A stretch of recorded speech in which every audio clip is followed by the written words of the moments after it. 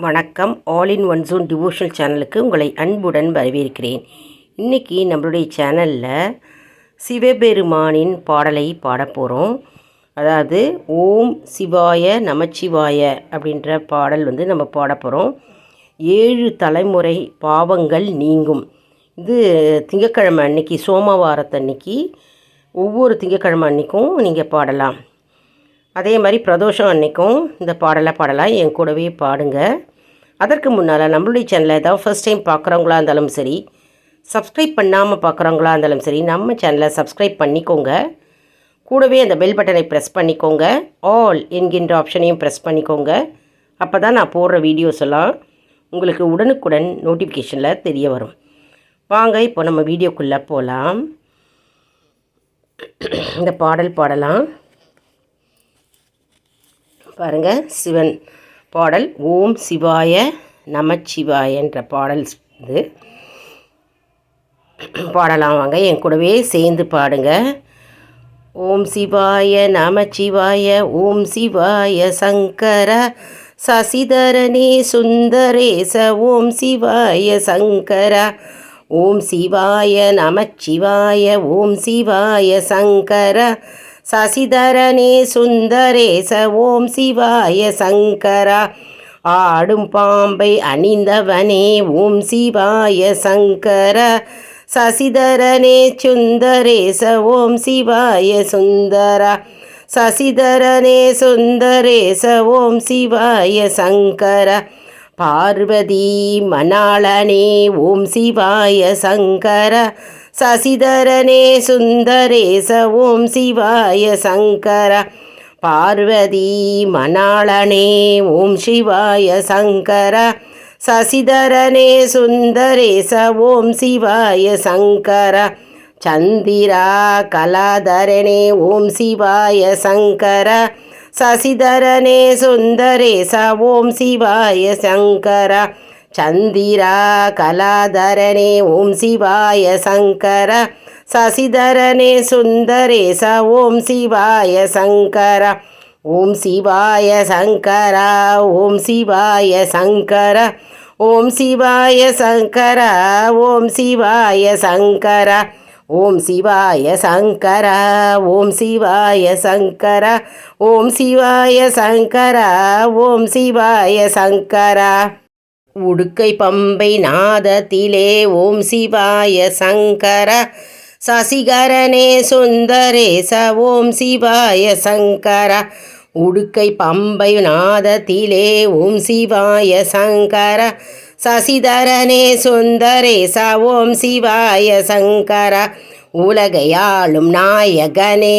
ஓம் சிவாய சங்கர சசிகரனே சுந்தரேச ஓம் சிவாய சங்கர உலகையாளும் நாயகனே ஓம் சிவாய சங்கர சசிகரனே சுந்தரேச ஓம் சிவாய சங்கர அகிலாண்ட நாயகனே ஓம் சிவாய சங்கர சசிகரனே சுந்தரேச ஓம் சிவாய சங்கர அகிலாண்ட நாயகனே ஓம் சிவாய சங்கர சசிகரனே சுந்தரேச ஓம் சிவாய சங்கர ஆனை முகன் அய்யனாரே ஓம் சிவாய சங்கர சசிகரனே சுந்தரேச ஓம் சிவாய சங்கர ஆனை முகன் அய்யனாரே ஓம் சிவாய சங்கர சசிகரனே சுந்தரேச ஓம் சிவாய சங்கர வேல் முருகன் தந்தையாரே ஓம் சிவாய சங்கர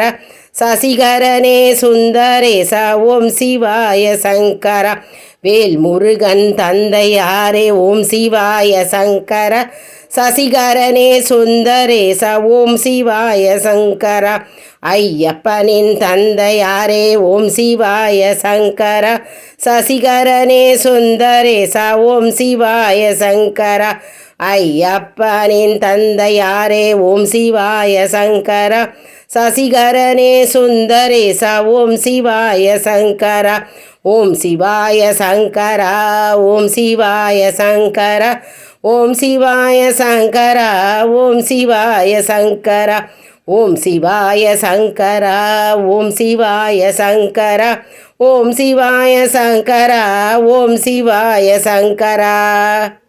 திருச்சிற்றம்பலம்.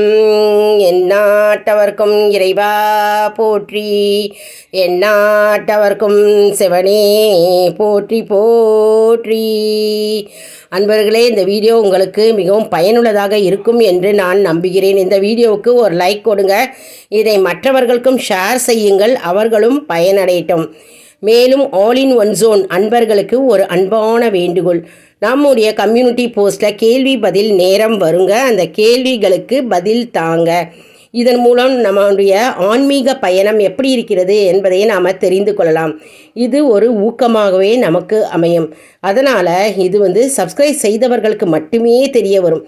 அதனால் நம்மளுடைய சேனலை மறக்காமல் சப்ஸ்கிரைப் செய்து கொள்ளுங்கள்.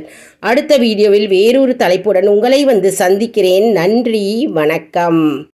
அதாவது இந்த சிவபெருமானுடைய பாடல் பிரதோஷம் அன்னைக்கு 4லேருந்து 6 சிவபெருமானுக்கு அபிஷேகம் பண்ணிகிட்டே இருக்கும்போது அந்த நேரத்தில் நம்ம இந்த பாடலை கூட்டாக சேர்ந்து பாடலாம், இல்லை நம்ம கோவிலில் பாடலாம்.